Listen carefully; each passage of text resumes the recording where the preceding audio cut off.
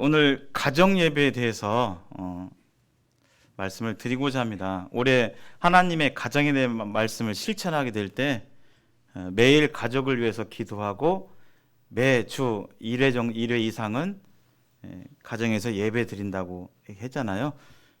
잘 실천하고 계십니까? 실천하고 계세요? 네. 제가 표정을 스캔하고 있습니다. 네. 가정에서 이렇게 하고 계시고 그렇게 믿습니다. 가정 예배에 대해서 좀 도움을 드리고자 오늘 이 시간을 좀 가졌습니다. 시간이 벌써 15분이 되어서 아까 줌으로 설명하는 시간도 있어서요. 상당히 좀 마음이 조급합니다. 한국 기독교는 지금 위기라고 하죠. 기본적으로 사회 구조는 늘 변하고 있습니다. 우리가 살아가는 세상은 일정치 않고 짧은 100년도 안 되는 그 시간 텀에서 우리는 전쟁을 겪었고 또 다른 나라를 빼앗기고 전쟁을 겪고 또 산업화가 일어나고 밥도 못 먹는 세상에서 지금은 밥을 남아서 버리게 되는 그런 급격한 변화 가운데 살고 있습니다. 언제는 둘만 낳아 잘 그리자 이랬었는데 지금은 아기를 낳지 않아서 저출산과 그 다음에 우리나라의 인구 구조가 노년층이 많아지는 고령화가 되어서 이제 동네마다 아이들의 웃음소리와 뛰어다니는 소리를 듣기가 어려운 골목골목에 예전에는 애들 뛰어다니고 노는 소리가 시끌시끌했는데 지금은 골목골목이 조용하고 또 다 집에서 좀 더 좁히면 각자 방에서 스마트폰 보거나 방에서 혼자 지내는 그런 일들이 일어나죠. 자연적으로 다음 세대가 감사하고 있고 또 기독교는 사회적 신뢰를 점점 잃어가고 있습니다. 사탄이 그렇게 조장을 해서 그렇게 되고 있죠. 특별히 코로나 때문에 제일 처음에 교회에서 많이 생기고 다른 신천지나 이런 데 생겨서 잘 알지 못하는 사람들은 교회에서 생겼다 이렇게 오해하고 기독교에 대해서 반감을 갖고 좋지 않은 마음을 가지고 있고 또 내부적으로 한국 기독교가 하나님 말씀에서 자꾸 벗어나고 말씀대로 하지 않고 세상의 이론과 학문과 세상의 방법을 들여와서 숫자적으로 양적으로는 많을지 모르지만 질적으로 과연 하나님을 진실로 경외하는가, 하나님의 영광을 위해서 진실로 하나님의 말씀을 최우선적으로 두는가에 대해서는 의구심이 드는 것이 사실입니다. 우리의 가정의 현실이 있죠. 물질이 풍부해지면서 이제 그 풍부함이 우리에게 여유를 가져다 줄 것 같지만 사실 더 여유가 생기는 것이 아니라 더 바쁘고 더 피곤하고 더 시간이 없는 것이 현대를 살아가는 우리들의 현실입니다. 그래서 매일매일이 바쁘고 아침부터 저녁까지 힘들게 일하고 또 겨우 주말이 되면 피곤해서 쉬기 바쁘고 또 그런 이렇게 쫓기는 듯한 삶에 사는 것이 우리들의 현실이고 또 바쁘지만 그 짧은 시간이라도 가족끼리 모여가지고 얼굴 보면서 요새 어떠냐 저러냐 이 얘기도 듣고 해야 되는데 또 어떤 가정들은 또 어떤 사람들은 또 세상 사람들은 집에 와서 이제 스마트폰 보기 바쁘고 또 TV 스포츠나 드라마 이런 부분에 마음을 많이 뺏기고 정작 내 소중한 가족하고는 얼굴 10분 20분도 잘 못 보고 대화를 못 하는 것이 또 사탄 마귀가 이렇게 방해하는 그런 부분이기도 합니다. 그런 생활 가운데서 아이고 그렇게 바쁘고 피곤하고 뭐 하는데 어떻게 가정 예배를 드려 이렇게 그런 마음이 드는 것이 들 때도 있죠. 성경은 대체적으로 하나님께서 가정에 대해서 신앙교육을 하라고 하나님께서 말씀해 주셨습니다. 특별히 부모님들이 자녀들의 신앙교육에 대해서 1차적으로 누가 우선적으로 자녀들에게 신앙을 가르쳐야 되냐, 그것은 바로 자녀들의 부모다라고 여기에는 동의를 하는데, 그러나 자녀에게 필요한 신앙교육 훈련은 교회가 전부 맡아주기를 바라는, 왜냐하면 바쁘고 피곤하고 또 집에 오면 늦고 이런 현실적인 상황 가운데서 그런 인식이 있는 것도 사실입니다. 근데 그것이 이제 성경에 기초한 마음과 생각과 사실이냐, 그것은 좀 생각해 볼 필요가 있습니다. 이 사람이 로버트 레익스라는 사람인데요. 주일학교, 흔히 말하는 썬데이 스쿨, 교회학교, 주일학교 운동을 앞장섰던 사람이에요. 18세기 사람인데요. 잘 아시다시피 18세기는 과학기술이 발달되고 옛날엔 다 사람의 힘으로 노동력으로 삽질하고 곡괭이질을 해서 밭을 일구었다면 18세기가 되자 산업혁명이 일어나죠. 영국에서 기계가 나오고 열차가 생기고 사람이 힘으로 했던 것을 기계가 하니까 아이고 이제 옛날에 100사람이 매달려서 했던 일을 기계 한 대면 딱 되니까 아이고 사람은 편하고 좋구나. 근데 삶은 그렇게 되지 않았죠. 더 바쁘고 더 많은 일을 하게 되고 전기 생기니까 옛날에는 전기 없을 때는 이제 해 떨어지면 집에서 쉬고 이러고 이제 있었는데 지금은 전기가 있으니까 밤낮으로 일하고 이것이 이제 우리의 사회의 현실인데요. 18세기 산업혁명이 일어나자 더 이 부모들이 가정에서 자녀들과 함께 보낼 수 있는 시간이 더 줄어들게 되었습니다. 그래서 많은 아이들이 부모의 손길에서 방치되고 그런 아이들이 길거리에서 나가게 되고 하게 됐을 때 교회에서 그런 불신자의 자녀들을 하나님의 말씀으로 인도하고 가르치고 하고자 교회학교 운동이 일어났어요. 사실은. 그래서 애초에 교회학교는 불신자의 자녀들을 교회로 이끌어서 복음 전하고 가르치기 위해서 이 주일학교 운동이 일어났어요. 미국에서, 영국과 미국에서. 그러던 차에 그런 목적으로 시작됐는데요. 이것이 이제 시간이 가면서 불신자 가정뿐만 아니라 교회에 있는 성도님들의 자녀들이 여기에 더 이렇게 참여하게 되었고 더 시간이 지나자 불신자보다는 성도님들의 자녀들이 더 많아지게 되면서 오늘날 한 200년이 지나왔는데요.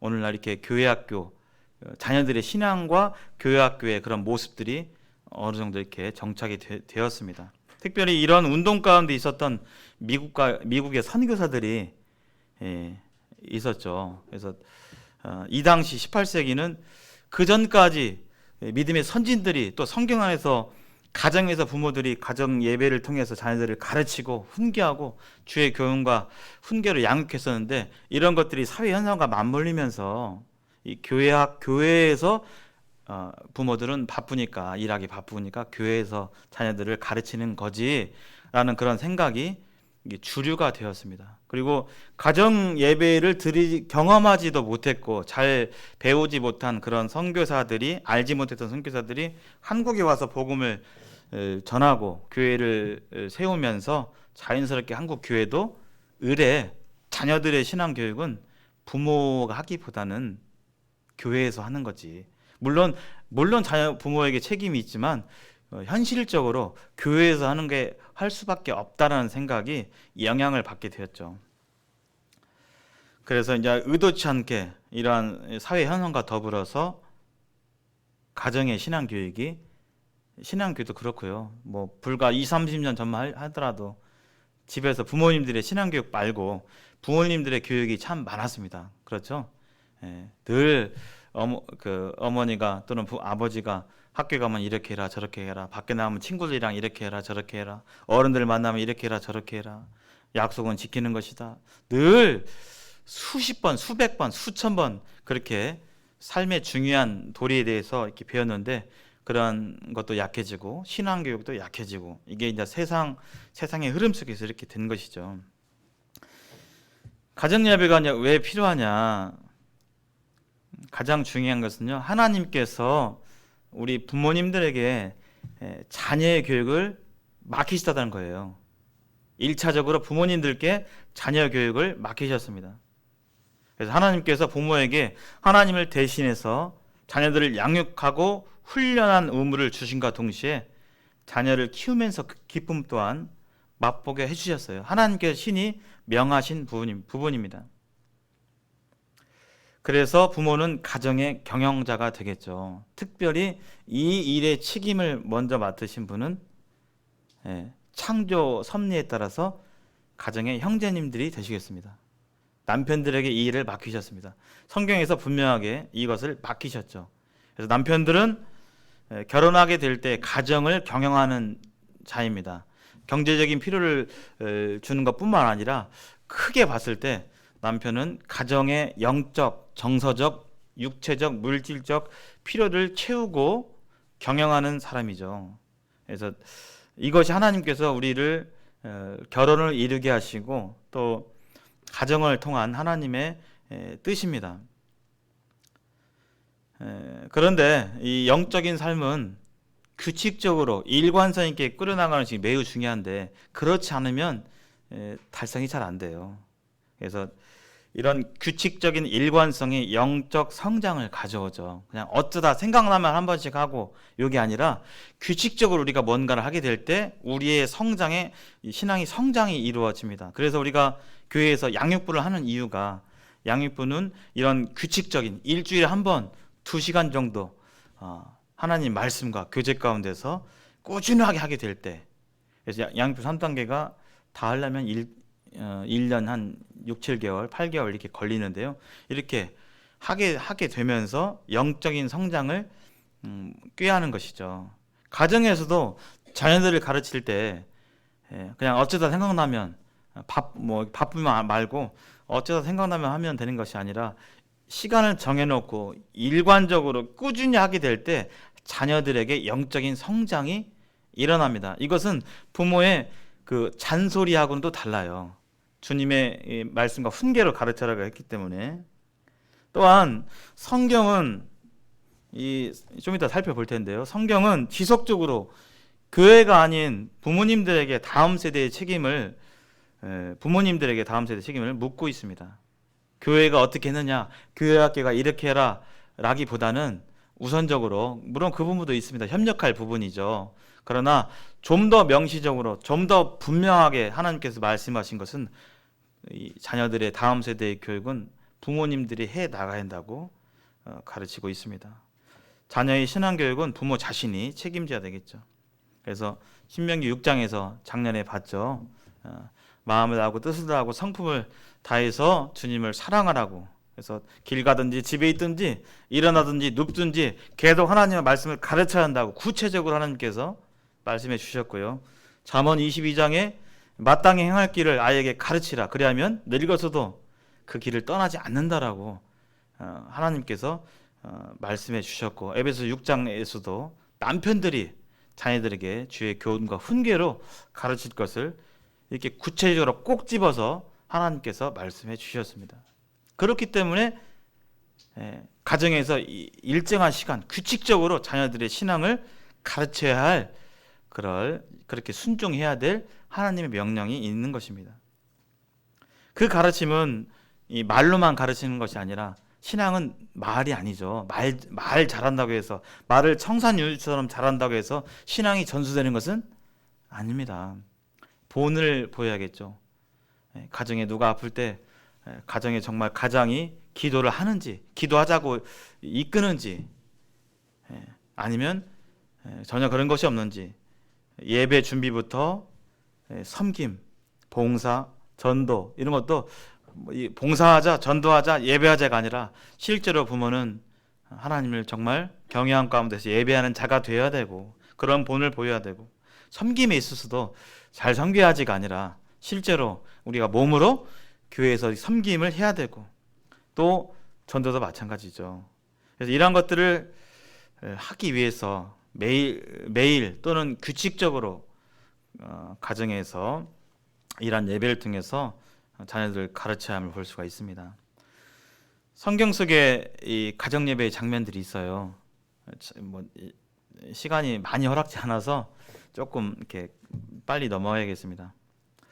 가인과 아벨의 제사가 있었죠. 가정에서 아담과 하와 부부의 이 자녀들이 하나님께 제사를 드렸어요. 왜 드렸을까요? 하나님께 제사를 드려야 함에 대해서 알고 있었고 그렇게 들어간 것이죠. 그래서 제사를 드렸던 것이죠.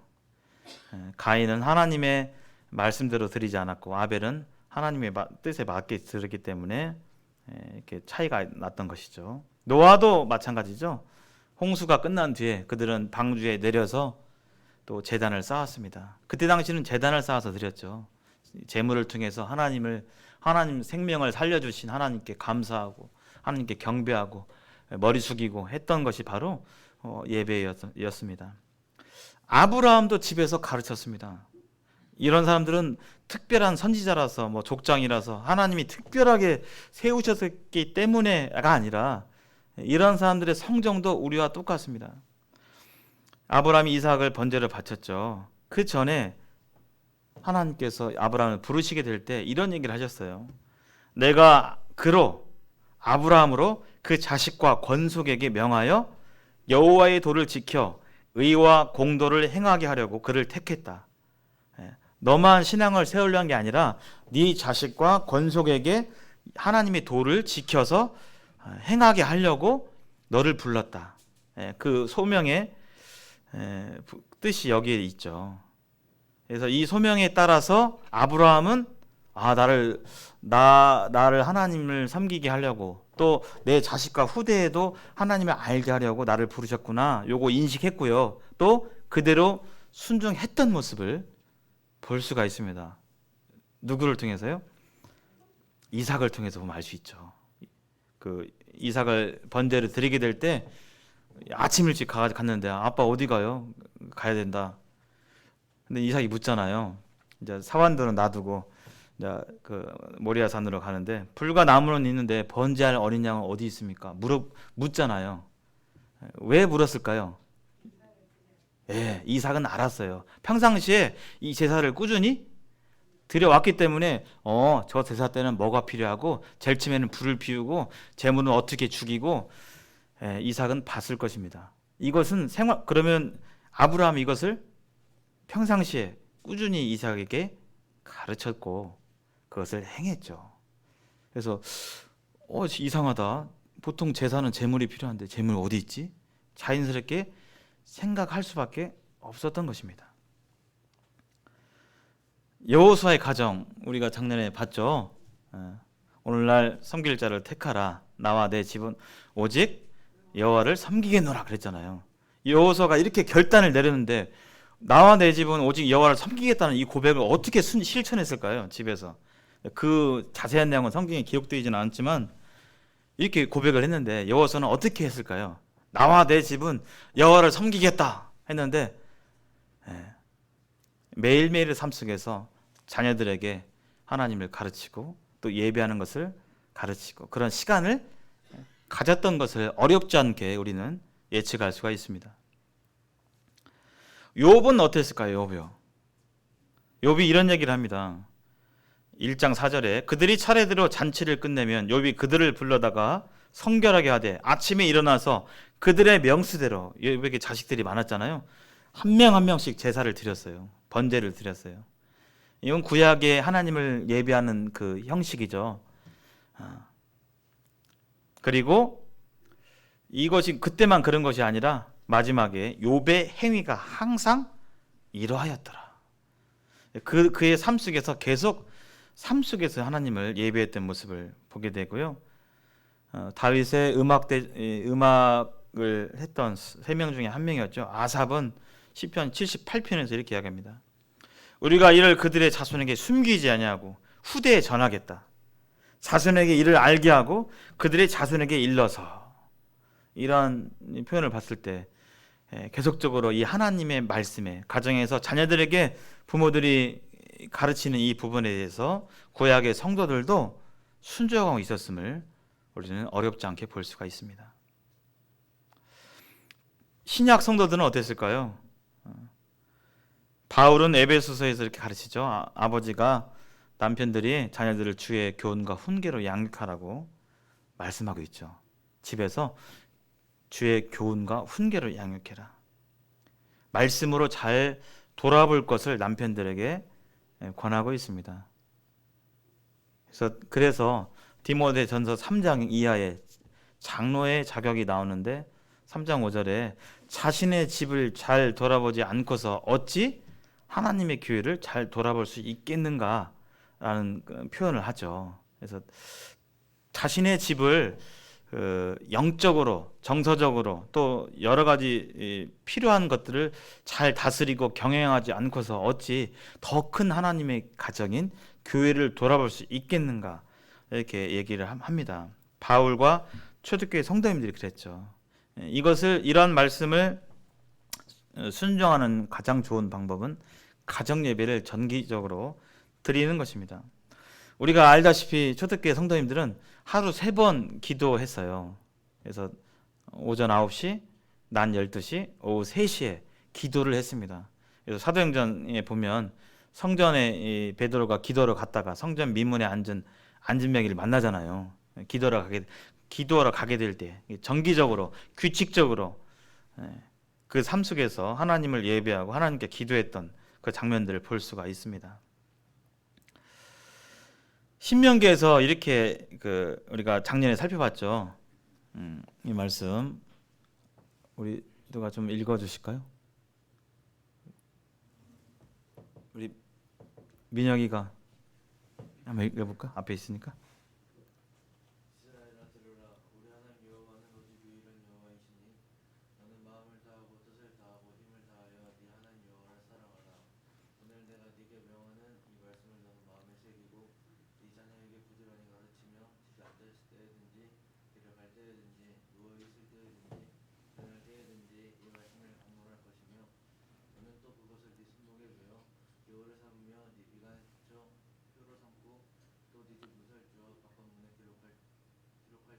네, 감사합니다. 잘 읽어주셔서 감사합니다.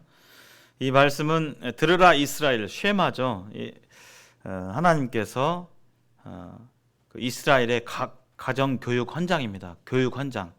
옛날 교과서에서는 국민교육 헌장이 있었어요.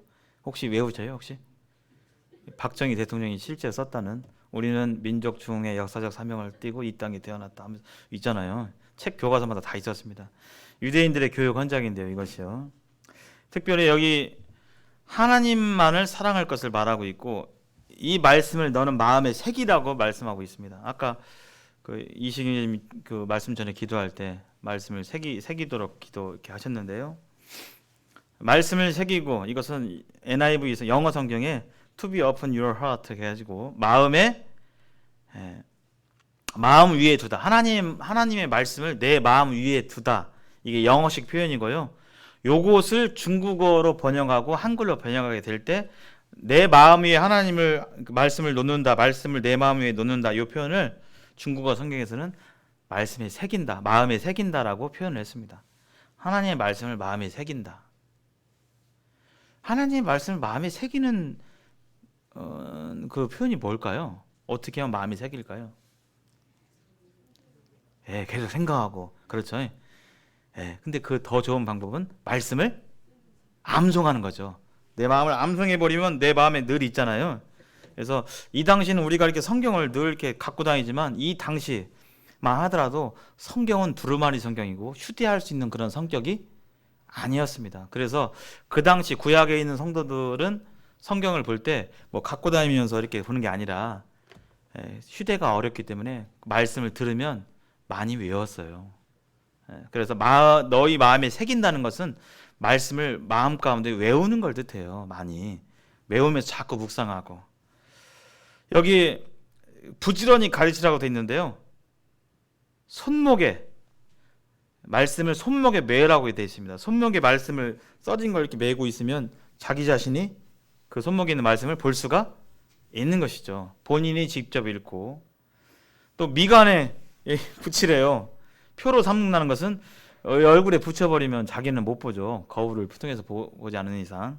이것은 말씀을 붙인다는 것은 남들이 보는 겁니다. 저 사람은 하나님 섬기는 사람이구나. 하나님 말씀을 섬기는 사람이구나. 다른 사람에게 하나님 경배하는 자임을 표시하는 것이죠. 문설주에 기록한다는 것은 문설주는 집에 있는 거죠. 그래서 나와 내 집은 여호와를 섬기겠다 하는 것처럼 내 집에 이 하나님의 말씀을 쓴다는 것은 우리 집은 하나님을 섬기는 가정입니다. 우리 집의 가정은 하나님이 주인 되십니다 라고 공적으로 나타내는 것입니다. 가족을 위한 것입니다. 그래서 옛날 서구의 집들의 문패를 보면 요즘 문패가 별로 없어요. 아파트는 문패가 없잖아요. 옛날에 문패가 딱 한자를 막 써 있었잖아요. 옛날 서구의 그 집의 문패는 어떤 지역에서는 가족들의 이름이 딱 써져 있고, 더불어서 누구도 썼냐면 하나님도 문패에 이름을 썼다고 그래요. 어떤 그 나라 지역에서는. 물론 이스라엘에서는 경외하기 때문에 함부로 쓰지 못했지만 그런 경우 사례도 있었다라고 합니다. 이 말씀 어떻게 순종할까 고민을 하셔야 되겠죠. 우리가 말씀이 있지만 이것을 어떻게 실행할까? 가장 좋은 방법이 가정 예배를 정기적으로 드리는 것입니다. 교회사 속의 가정 예배를 보면요, 이거 짤막하게 그냥 넘어가겠습니다. 라이언 콜먼이라는 초대교회 역사가가 초대교회에서 성도들이 어떻게 생겼냐, 사도시대 직후에 그리스도인들이 아침 저녁으로 가정 예배를 드렸다. 아침에는 바빠서 조금 하고 저녁에는 여유가 있어가지고 좀 여유 있게 했다라는 그런 기록을 볼 수가 있고요. 2세기의 신학자인 터툴리안도 가정 예배가 그리스도인 가정의 기본적인 것이다라고 얘기를 했습니다. 요한 크리소스톰이라는 사람이 있어요. 콘스탄티노플 대주교였던 4세기에 이 요한 크리소스톰 이런 얘기를 했습니다. 모든 가족은 교회가 되고 모든 가장은 영적 목자가 되어 자녀에게 전해야 할 이야기를 잊어서는 안 된다. 이런 얘기를 했고요. 이 종교개혁을 일으켰던 마틴 루터, 이 당시 중세 시대에는 중세 유럽에 성경이 없었어요. 라틴어 성경으로 돼 있어서 일반 사람들은 라틴어가 어렵기 때문에 읽어도 해석할 수가 없었고, 또 읽을 수 있으나 해석할 권리도 없었습니다. 당시 천주교에서는 성경의 해석권이 신부에게만 있었기 때문에 성경도 없었고, 성경이 있다 할지라도 해석을 할 수가 없어서 그 당시에는 하나님의 말씀이 막혀 있었기 때문에 가정 예배를 드리지 않았었습니다. 중세 시대에는 초대교회부터 내려왔던 가정 예배가 중세에 막혔다가 종교개혁을 통해서 그것이 다시 활성화되었는데요. 거의 매일 설교했고 수백 권의 책을 저술할 정도로 바쁜 삶을 살았지만 루터는 6명의 자녀들과 함께 그 가정 예배를 매일 드렸던 것을 찾아볼 수가 있고, 가정 예배 때 들었던 그 이야기들을 책으로 나올 정도로 하나님의 말씀을 실천했습니다. 존 넉스가 있죠. 스코틀랜드의 종교 개혁가. 스코틀랜드 여왕이었던 메리 여왕은 이런 얘기를 했어요. 이 온 유럽의 군대가 집결하는 것보다 존 넉스가 기도하는 것이 더 무섭다 라고 표현한 이 존 넉스는 가정 예배를 실천한 사람이었고 이런 얘기를 했습니다. 형제들이여, 그대들은 하나님께 임명받은 대로 그분을 참으로 경외하면서 그분의 말씀에 따라 각자의 가정을 다스려야 합니다. 형제들이여, 이렇게 얘기를 했습니다. 또 웨스트민스터 신앙고백서에서는요, 매일 가정에 따로 시간을 마련해서 그분을 예배해야 한다고 나와 있습니다. 따로 시간을 내어서, 따로. 그래서 이것은 우선순위를 말하고 있죠. 그냥 시간이 되니까, 시간이 모처럼 시간이 되고 남으니까 하는 게 아니라 따로 시간을 내서, 따로라는 건 먼저 떼어놓는 것입니다. 이게 신앙의 원리죠.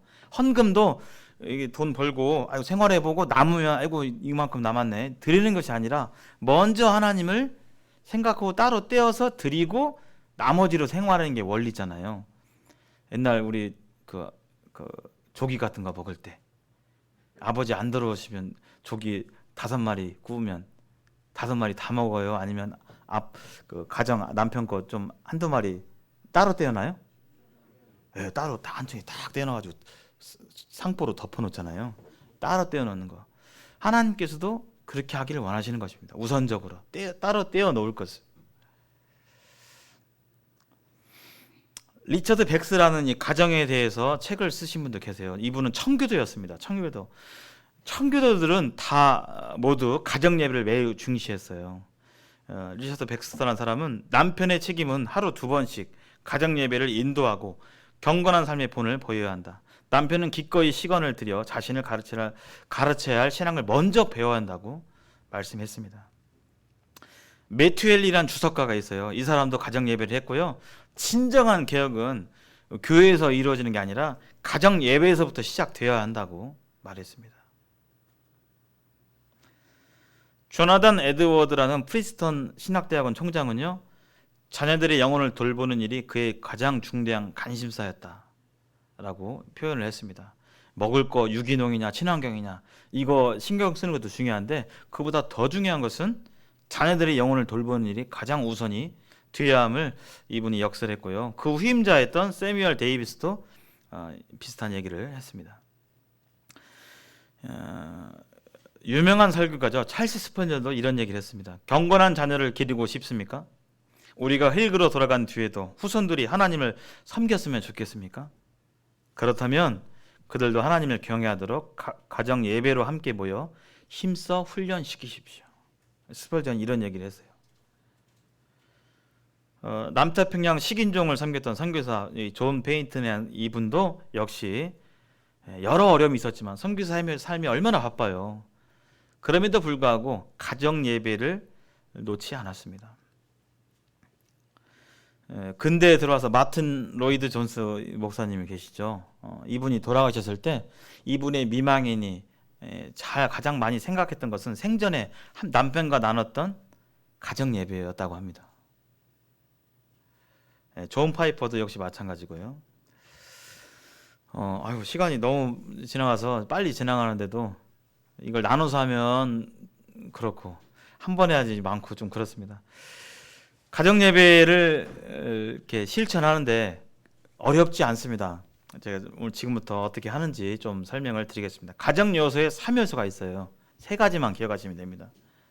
어떻게 하면 좋겠어요? 첫 번째, 찬송하고요. 한번 따라서 해보실까요?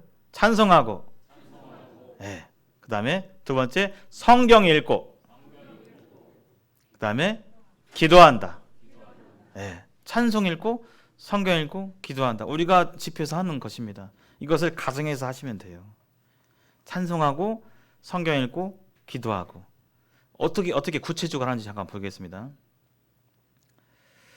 이걸 하시려면 먼저 무작정 그냥 오늘 몇 시 하자가 아니라 가족들이 모여서 가정 예배를 왜 드려야 되는지, 어떻게 드릴지에 대해서 생각을 나누시고 대화하시고 공감대를 형성하시는 시간을 갖는 게 좋습니다. 오늘 하시기 바랍니다. 오늘 저녁에 해서 하시는데 시간은 어느 정도로 하냐? 먼저 요일과 시간을 정하시기 바랍니다. 소요되는 시간은 제일 처음에 10분에서 15분 내외. 10분에서 15분 내외. 굉장히 짧죠. 10분에서 15분 내외. 한 30분, 1시간이 아니라 10분, 15분 내외로 시작을 하십시오. 그래서 너무 막 새벽 5시 하자. 그러면 자녀들은 그냥 아니면 밤 12시 하자 이게 아니라 얘기를 하셔야겠죠. 너무 이르거나 늦으면 기쁨을 누리기는커녕 고역이 되고 하기 싫어합니다. 이것이 꾸준히 되려면 기쁨의 시간, 하고 싶은 마음이 들도록 인도를 하셔야 돼요. 너무 힘들면 빨리 언제 끝나 이렇게 되겠죠. 그래서 10분 가지고 돼? 10분부터 시작하십시오. 그래서 그것이 적응이 되고 그 시간을 더 사모하게 되면 그때 늘려가셔도 괜찮습니다. 근데 처음부터 30분, 1시간 하면요 엄두가 나지 않고 자녀들 아직 구원받지 않거나 그런 자녀들은 힘들어할 수 있어요. 그래서 토요일 날 잡으면 좀 여유가 있고 내일 주일을 준비하는 장점이 있고 또 그 시간을 더불어 예배를 준비하고 헌금 준비할 수 있는 용이함이 있고요. 오늘 같은 일요일 날 하면 오늘 들었던 설교 말씀에 대해서 어떻게 들었어? 이런 은혜를 나누기가 쉽고 또 내일이 이제 한 주의 그 세상에서의 시작이기 때문에 또 직장 학교 나가는 그런 시작이기 때문에 한 주간 위해서 기도하는 의미가 있습니다. 어디서 할 것인지, 그래서 거실에서 할 것인지, 식탁에서 모일 것인지, 안방에서 할 것인지 이런 것들 가족 회의를 통해서 정하시면 되고요. 당연히 특별한 이유가 없다면 인도자는 가정의 아버지가 되셔야 됩니다. 왜냐하면 우리가 앞에서 보셨던 것처럼 아버지들에게, 남편들에게 하나님이 직접 명하셨습니다. 가정에 따라 상황이 다를 수 있죠. 아버지가 안 계시다면 어머니, 여러 가지 이유로 돌아가셨거나 그런 상황이라면 어머니가 하시고, 아들이 너무 어리면 어머니가 하셔야겠죠. 그러나 아들이 청소년이고 구원받았고 능히 그것을 할 수 있다라고 한다면 맏아들이, 아들이 그것을 진행하셔도 되겠습니다.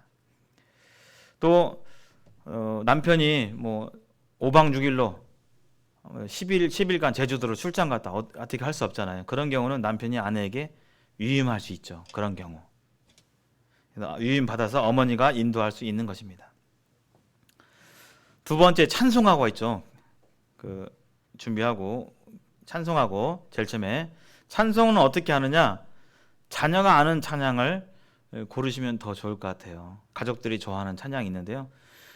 기린교회 유튜브에 기분트럭에서 기린교회 교회학교에서 드리는 그런 찬양을 우리 교사 형제자매님들이 막 찬양하고 또 몸으로 율동하는 그런 영상들이 있어요. 그래서 그걸 통해서 함께 듣거나 보고 찬양하셔도 되겠습니다. 그리고 가능하다면 찬송집을 가족 수대로 장만하면 좋겠습니다. 생명수 강가에서를 가족 수대로 놓고, 제가 해보니까 한 권으로 보면 이렇게 봐야 되고 그래 불편해요. 각자 놓고 하시는 게 좋아요. 이것이 매일매일 또는 매주마다 앞으로 계속 주님나라 갈 때까지 해야 되는 그 부분이기 때문에 장만하시면 좋고요. 장기간 내다보고 가족들이 즐겨 부르는 찬송 또는 찬송가 1장부터 하셔도 좋습니다. 그러나 쉽지 않겠죠. 이런 부분들은 일주일 내내 한 곡 불러도 좋고요, 한 달 내내 불러도 좋고, 그것은 이렇게 자유스럽게 결정하면 되겠습니다. 성경을 읽어야 되는데 얼마만큼 성경을 읽어야 되는가, 그건 가장의 은사 또는 가족의 특성에 따라서 다 구원받고 침례 받았는지, 가족이 연령이 어린지 아니면 어느 정도 장성했는지, 이런 특성에 따라 정하면 되겠죠. 중요한 것은 성경을 얼마나 많이 읽는 것보다는 읽은 내용을 제대로 이해하는 것입니다. 그래서 한 장이 됐건 한 절이 됐건 5구절이 됐건 정하셔서 이렇게 성경을 읽어가시면 되겠는데요. 잠언이 31장까지 있기 때문에 이렇게 좀 뭐 하시면 잠언을 읽으셔도 되고요. 우리는 오늘부터 창세기부터 해가지고 계시록까지 가겠다. 꾸준히 갈 거니까 가정 예배 그렇게 선정하셔도 좋습니다. 꼭 한 장이 아니어도 좋아요. 그리고 자녀가 어리면 어릴수록 본문을 짧게 선택하시고, 이야기 위주의 본문을 선택하시면 좀 짧게, 한 구절, 2구절이라도 괜찮아요. 한 구절. 그래서 선택하시고요. 자녀가 잘 모르는 어휘가 있으면 설명해주고, 중요한 구절이다 하면 의미도 확실히 알려주는 게 좋습니다. 제가 이제 잠언을 해봤는데 잠언 16장 18절 가족이 암송했었어요. 교만은 패망의 선봉이요, 겸손은 존귀의 앞잡이다, 이런 표현이 있잖아요. 이것을 했는데 제 아들한테 교만이 뭐야? 물어봤어요. 교만이 어렵잖아요. 교만이란 개념 자체가 애들은 어려워요. 교만이요. 뭐야? 그랬더니 뭐가 교만해? 교만한 사람 봤어? 물어보니까 바로 애들은 그 학교에 있는 어떤 친구 얘기하더라고요. 누구 머시기가 교만해요. 뭐가 교만해? 그랬더니 걔는 뭐 집에 다 있다고 그래요. 다. 나는 무슨 장난감 있다 그러면 나도 있어. 우리 집에 뭐 또 있다 그러면 나도 있어. 다 있다고 그래요. 하고 제 아들이 생각할 때 그런 아이가 교만하다고 이렇게 여기는 것 같아요. 그런 얘기를 하더라고요. 이렇게 이제 물어보세요. 이렇게 너는 어떻게 생각해? 이렇게 구절을 얘기하면서, 그래서 이제 그렇게 설명해주고 암송하고. 이때 이제 설교가 필수가 아닙니다. 우리 아버지 남편분들이 설교를 해야 되는 부담을 안 가셔도 돼요. 그냥 함께 읽고 그 의미를 같이 생각해보고 묻고 대화하고 하시면 돼요. 짧게 5분이 될 수 있겠죠. 시간이 더 늘려가서 나중에 자녀들이 이제 20살 이상이 되었고 또 그 시간을 사모하고 더 비중을 둔다면 할 수도 있겠죠. 그러나 자녀들이 어리다면 그때부터 막 설교를 하고 30분, 1시간 하잖아요. 이제 핑계를 댈 것입니다. 다음부터 저 뭐 해야 돼요, 뭐 하면서 자꾸 피할 거예요. 그러면 마음이 모이지 않으면 어렵죠. 이때 아버지의 훈계죄의 설교가 반복돼서는 안 됩니다. 이거 봐라, 하나님 말씀 봐봐. 너 지금 이런 식으로 가잖아요. 자녀들은 어렵습니다. 제가 지금 이것을 시행착오 하고 있습니다. 의도하지 않은데 하지 말아야지. 제가 절대 얘를 나무라지 말아야지. 얘를 절대 어떤 부분, 얘가 하고 있는 부분에 하지 말아야지 하는데 어느덧 제가 그걸 하고 있더라고요. 하고 나면 이런 훈계죠. 봐봐, 너 지금 하고 나면 좋아할 거야, 안 좋아할 거예요? 안 좋아해요. 안 좋아하고 이 시간 자체를 싫어하고 막 안 하기 싫다라고 하고 돼요. 그래서 물론 잘못에 대해서 성경이 말하는 죄에 대해서 분명히 얘기해 줄 필요가 있지만 그것으로 자녀를 정죄하고 너 봐봐라 이렇게 해버리면 안 되겠죠. 그냥 가르치시면 선포하시면 됩니다. 이런 건 죄야. 질문을 던져 잘 이해했는지 확인하고 답하기 쉬운 질문 해야겠죠. 적용을 나누시면 됩니다. 그리고 기도하면 되겠죠. 중요한 것은 온 가족이 함께하는 것입니다. 적어도 그날 읽은 본문에 대해서 기도하시면 좋아요. 하나님, 제가 교만하지 않고 늘 하나님과 사람 앞에서 겸손하게 살 수 있도록 인도해 주세요. 읽은 구절에 대해서 그렇게 간결하게 기도하시면 좋습니다. 기도를 길게 하시면 안 돼요. 아까 가정집회 전체 시간이 10분에서 15분으로 시작하시면 좋잖아요. 근데 기도를 한 20분 해버리면 안 되겠죠. 그런 기도는 나중에 개인적으로 골방에서 하시면 됩니다. 이때 이제 자녀들을 생각해서 상황에 따라 하시면 돼요. 그래서 기도는 교회에서 이렇게 배워야 하기도 하지만 먼저 가정에서 자녀들의 기도도 남편들이 가르칠 수 있는 것입니다. 간단명료하게 이렇게 해야겠죠. 그래서 우리 최누리 자매님이 매일의 기도에 대해서 지금 이렇게 띄워주고 있잖아요. 참 감사해요. 이렇게 띄워주니까 잊지 않고 바로 보고 찾지 않고 휴대폰으로 보고 이렇게 기도할 수 있는데 그런 기도 이렇게 짤막하게 하면 좋겠습니다. 시간이 많이 지나갔네요. 주의할 점이 있습니다. 짧게 하시기 바랍니다. 왜냐하면 꾸준히 오늘만 하고 말 것이 아니기 때문에 짧게 하시기 바라요. 10분 가지고 뭘 해. 10분도 소중한 시간입니다.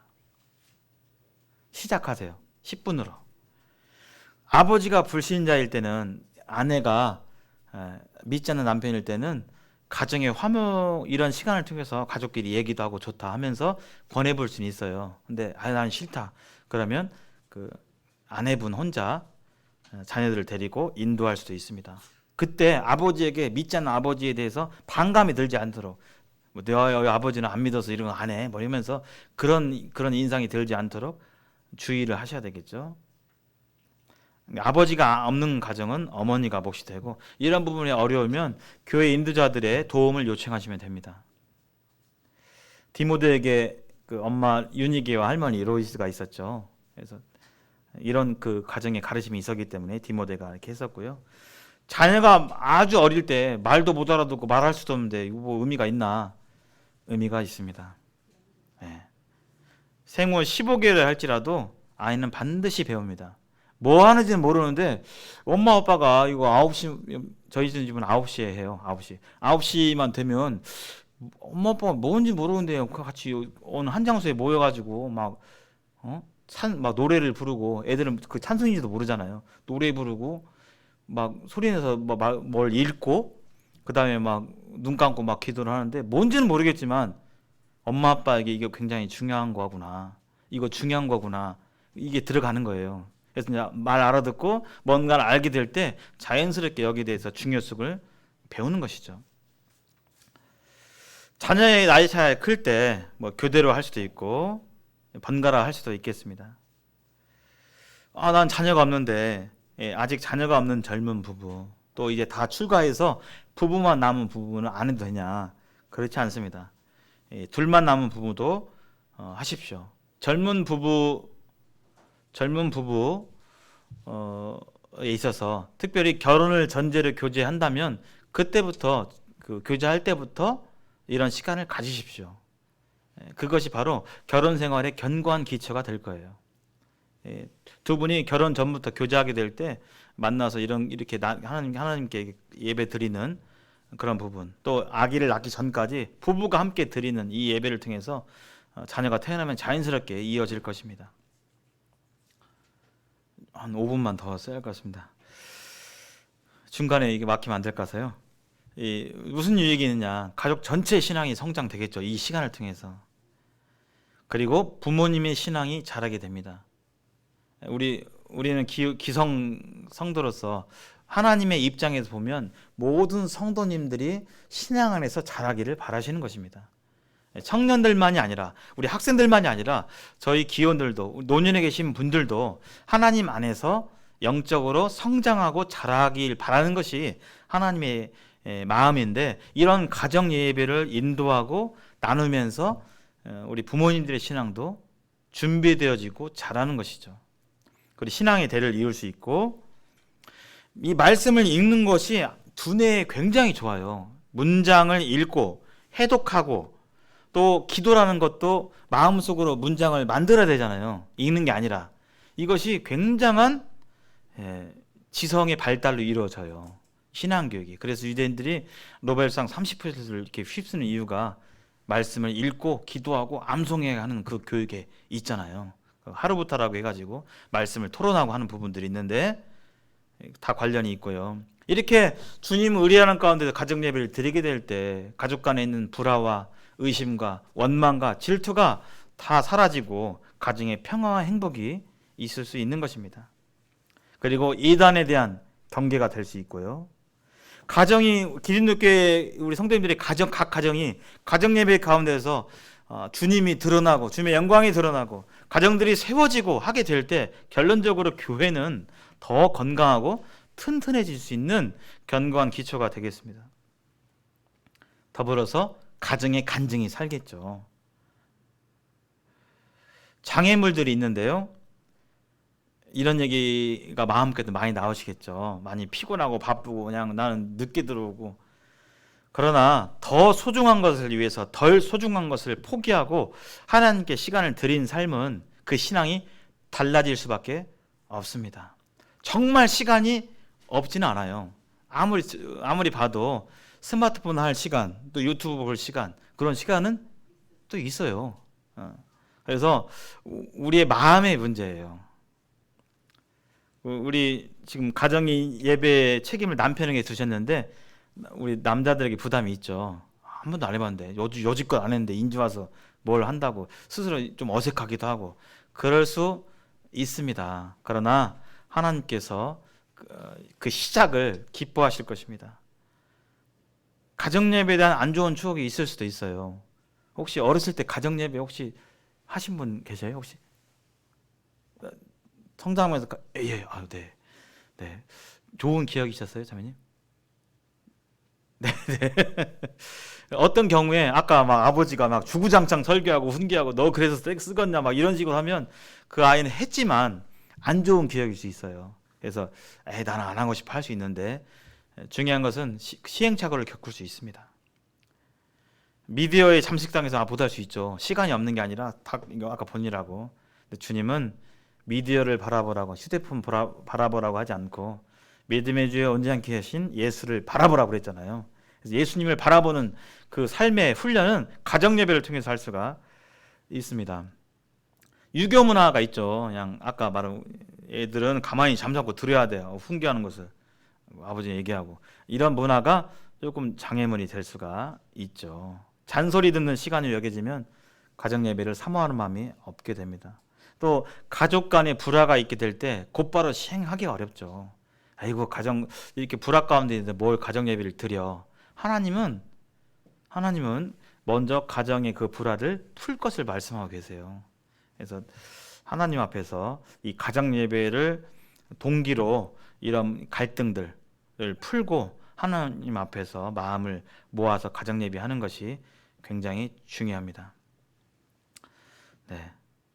여기 말씀 정리를 해보면요. 기혼 형제님들이 이 가정 예배를 오늘 상의를 하셔야 되겠습니다. 오늘 말씀에 대해서 우리 형제님들은 어떻게 받아들이시는지요. 그냥 그건 그거고가 아니라 하나님께서 직접 명하셨어요. 그래서 거룩한 하나님의 부르심과 명으로 이렇게 받으시면 좋겠고요. 결혼을 꿈꾸는 청년들은 결혼하기로 작정한 날부터 배우자 될 사람하고 가정 예배를 드리시기 바랍니다. 그리고 자녀가 모두 출가한 부부 우리 형제자매님들도 마찬가지고요. 오늘 첫 발을 내디디시길 바라겠고요. 마지막으로 이 부분만 보고 마치겠습니다. 이 사람은 릭 허즈번드라는 사람이에요. 우주왕복선 콜럼비아호의 기장이었습니다. 2003년에 이 콜럼비아호가 이제 귀환하게 되는데 2월 1일 날 우주선이 플로리다 착륙을 불과 16분 앞두고 텍사스 상공에서 폭발해서 죽었어요. 사망했습니다. 이분이. 근데 이분이 어떻게 뭔 말을 하시냐면, 나에게 가장 중요한 일은 우주 비행사가 되는 것이 아니라 얼마나 바쁘겠어요. 얼마나 힘들고 아내와 자녀들에게 좋은 아버지가 되려고 노력하는 것이다. 그래서 이분이 어떻게 했냐면요, 우주왕복선 타기 전에 가정 예배를 쭉 드려왔는데, 야, 거기 우주선 타면 내가 며칠 동안 못 하잖아요. 2003년이니까 가정용 비디오로 자녀들이 가정 예배를 할 수 있도록 찍었어요. 그 며칠 동안의 분량을. 그리고 각각의 아들, 딸이 있었는데 아들을 위해서도 찍고 딸을 위해서도 찍고 해서 아빠는 비록 우주에 나가 있지만 아빠가 영상으로 하나님을 매일매일 이렇게 인도 하도록 이 가장의 역할을 잘 했었습니다. 이 릭 허즈번드는 결국 이제 돌아갔지만 이분의 교훈을 삼아서 아들들이 아마 받았을 것이라 생각이 듭니다. 오늘 매주 가정 예배 드리기예요. 매주 매일 들어도 했을 때 매일 들어도 좋고요. 매주 하루 정도는 최소 시간을 정해서 가정 예배를 실행하시기를 바라겠고요. 그로 말미암아 우리 형제 자매님들의 마음 가운데 가정에서 주님의 은혜가 넘치고 평화가 넘치는 그렇게 되기를 바라겠습니다. 시간이 좀 오버됐는데요. 기도하시고 오늘 집회를 마치겠습니다.